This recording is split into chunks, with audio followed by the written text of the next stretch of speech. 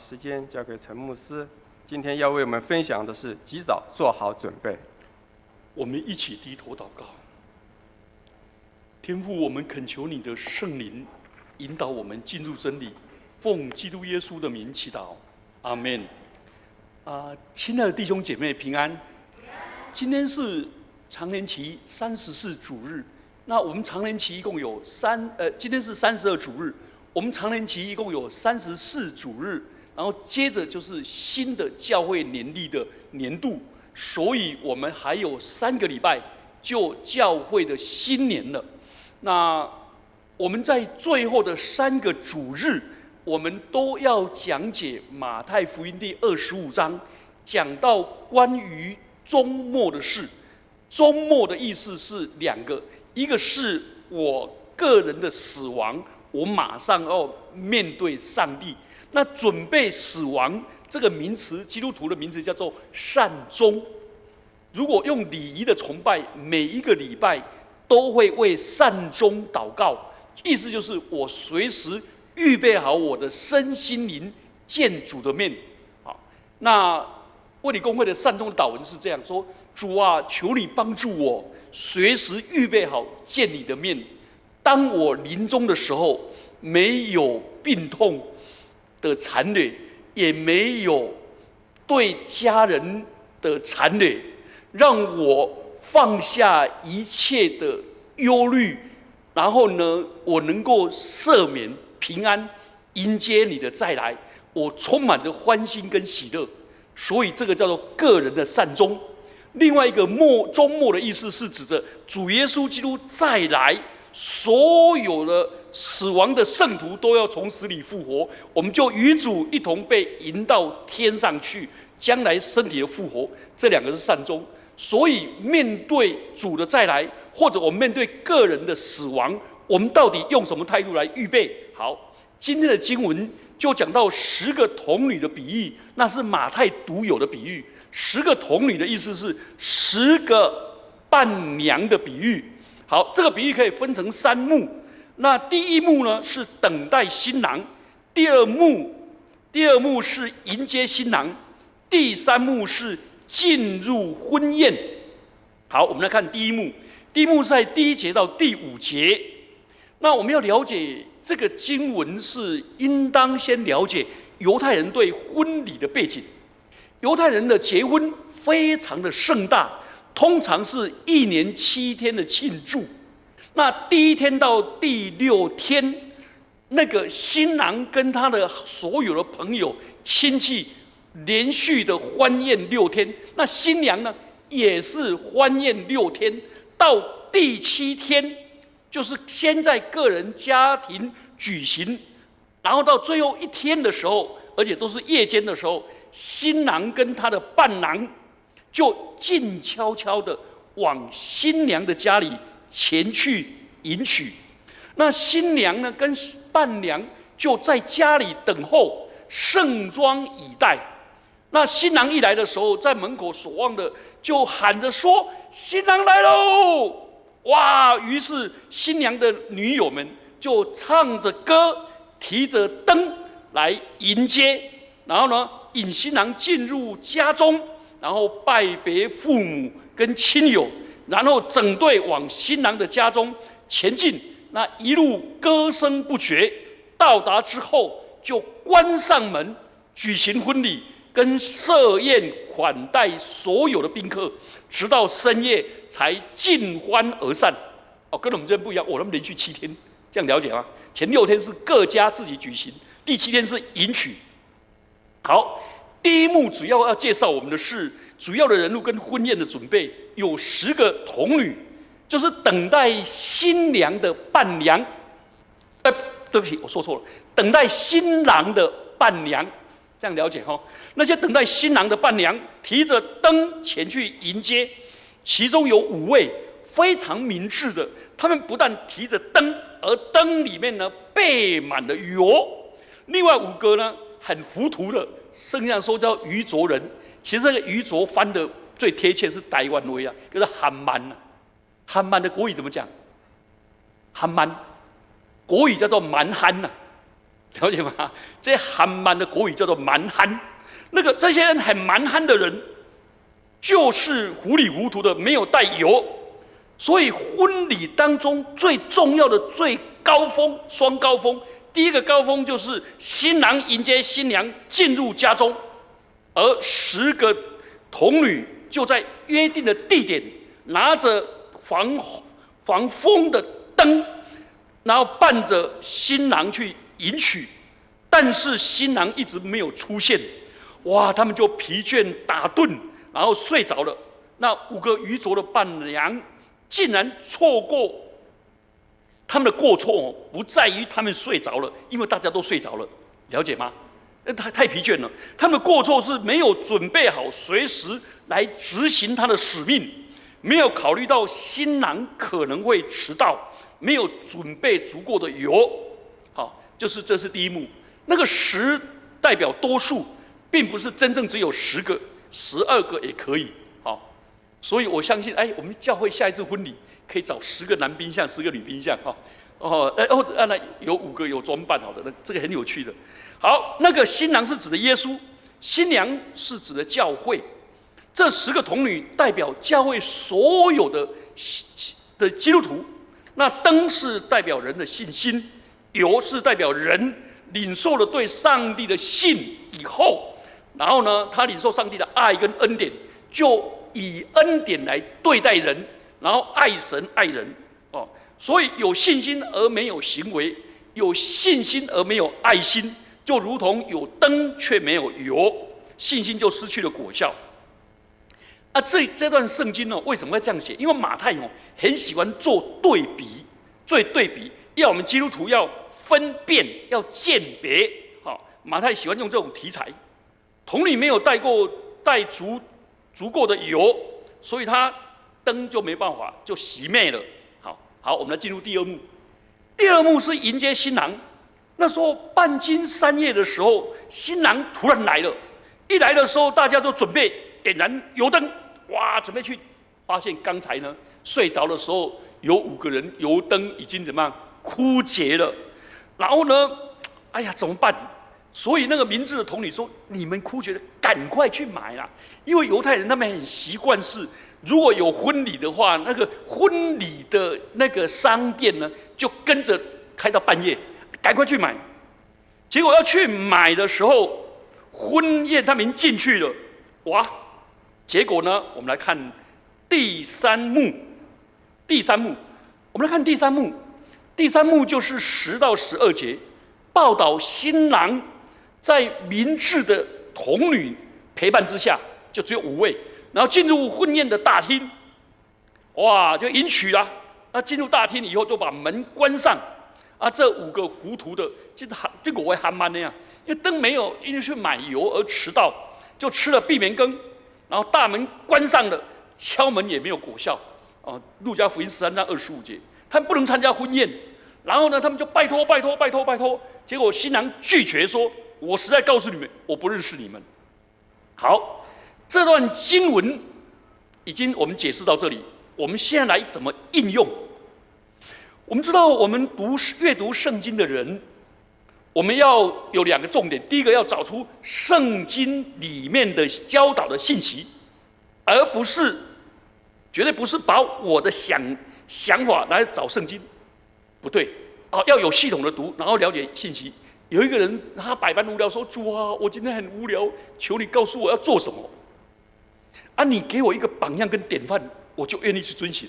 然后一翻，犹大出去吊死了。他说：“主啊，我今天我还不想死了，犹大吊死我不要了，那怎么办呢？”好，下一节，他又重新翻，结果翻到那个好撒玛利亚人的故事。耶稣说：“你就照着去行吧。”他说：“犹大出去吊死了。第二，我要照着行。”这种读圣经不是啦。还有人说上帝是灵。像风一样，所以吹到哪一页，我就读到哪一页。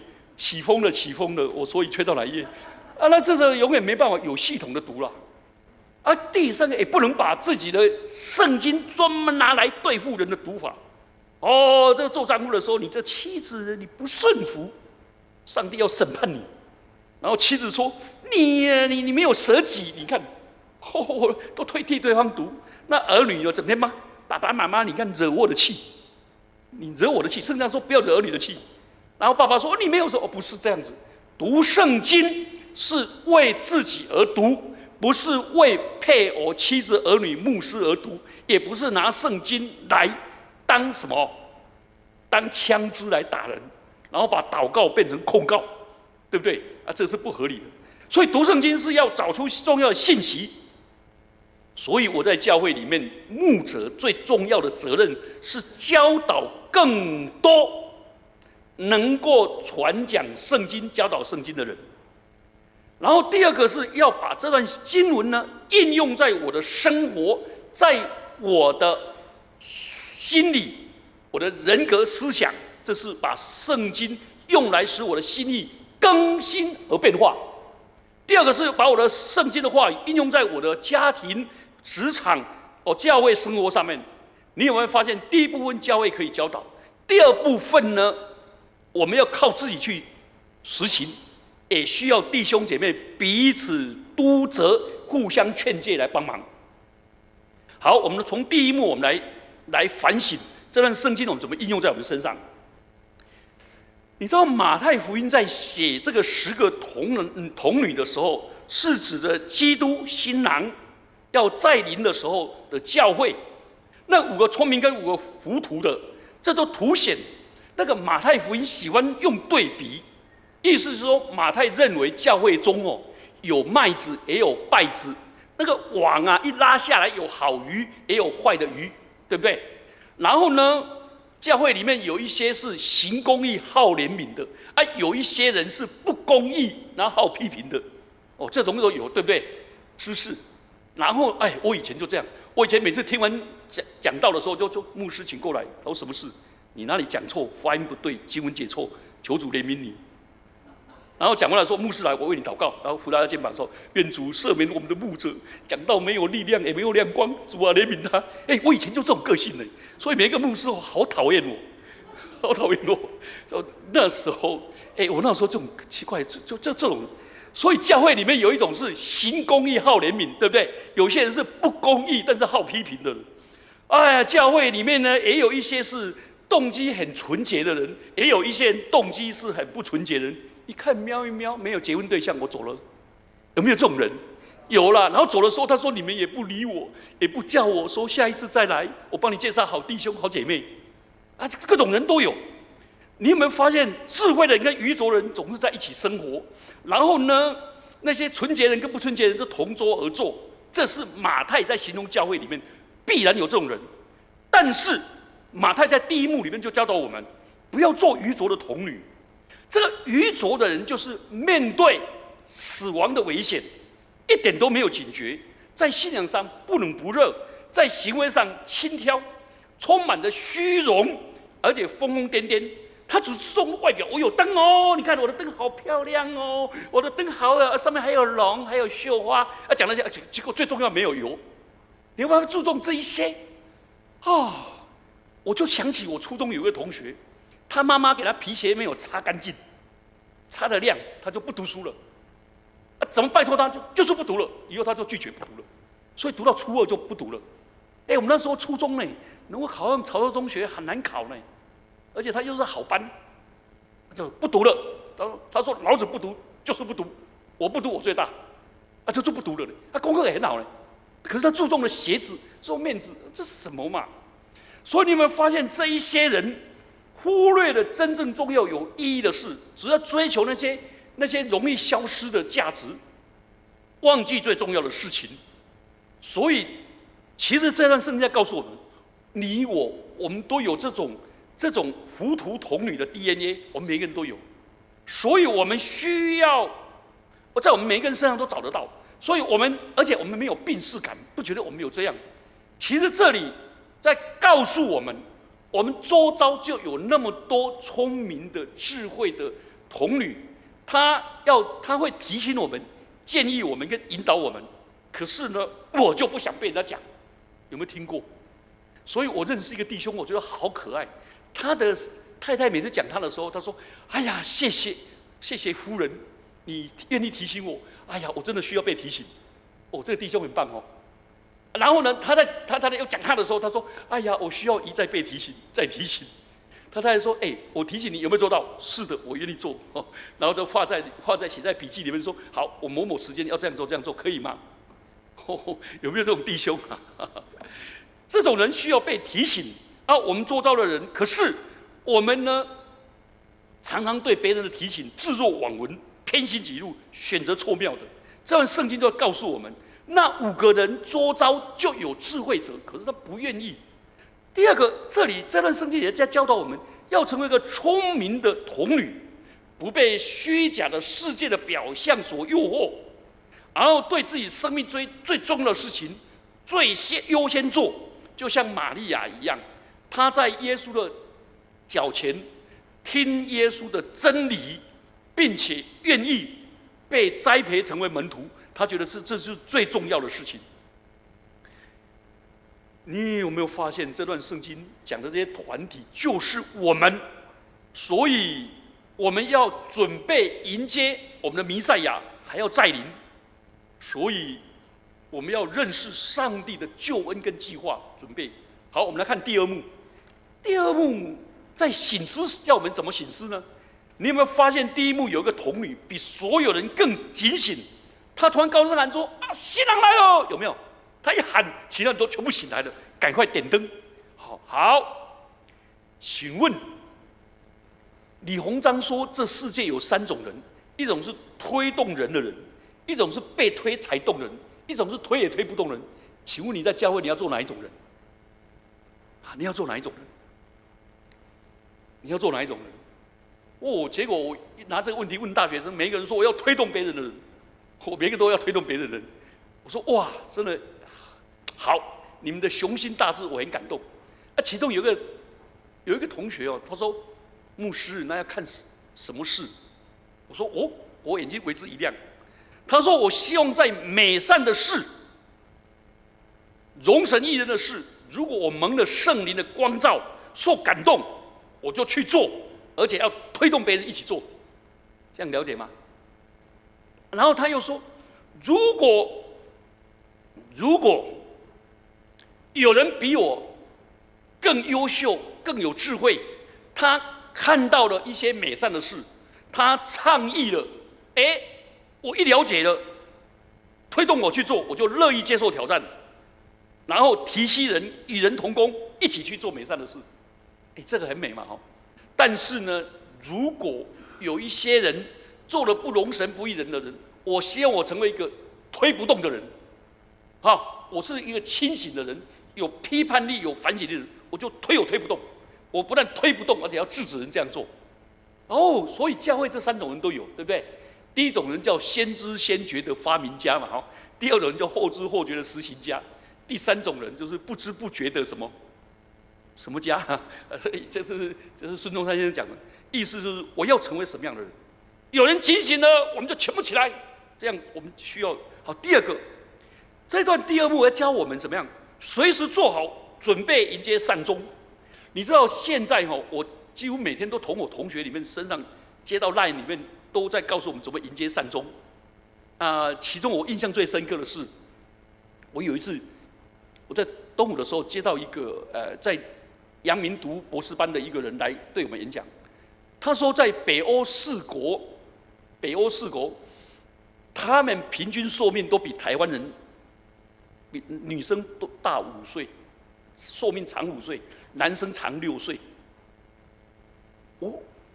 可是他们卧床只有2个礼拜，换句话说，他们活到90几岁，生龙活虎，一躺在床上2个礼拜就走了。他说我们台湾寿命比人短，你知道我们卧床平均多少？7年2个月呢，你知道吗？你看你的亲戚里面卧床的，整天推出去晒太阳的，然后那个说外劳都要推出去的，结果公园呢下雨了，结果把外劳推回来，结果有一个妈妈说你怎么推我爸爸出去？怎么推一个阿伯回来？他说你赶快推回去，他说不行了，要等明天了，因为大家都推走了。所以说要预备好善终，大家都强调是身体啦、健康啦，对不对？膝盖要保护啦，什么肌肉啦，尤其核心肌群啦，都强调这些都非常的重要，也很棒，而且要注重什么善终不要去插管不要加升压剂，这些都很好。可是我们基督徒除了这个以外，我们还有更美的，就是提醒我们要警备好自己，等候死亡来到，手中拿着信心的灯，又提着爱心的油。意思就是善终不是一时一刻的准备草率，是日积月累的恒心不坠的结果。意思就是我不但接受基督做我生命的主和我的救主，并且我每天都在遵行上帝的话语。我领受了神的恩典，就以恩报恩；领受神的爱，就以爱还爱。所以我不要手里拿着灯，相信上帝是全知全能全善的，相信上帝的救恩都很好的，可是却没有遵行。所以在这里是要我们结出果子，以悔改的心相称。这样子的话，换句话说，我要勤做主工，迎接主的再来。我要让我的生命活得很精彩，预备我随时要走。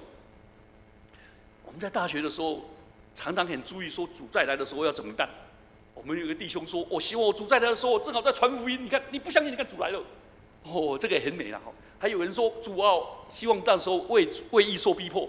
主啊，为义受逼迫的有福了，深渊在主。你看主来为有深渊。”很不错。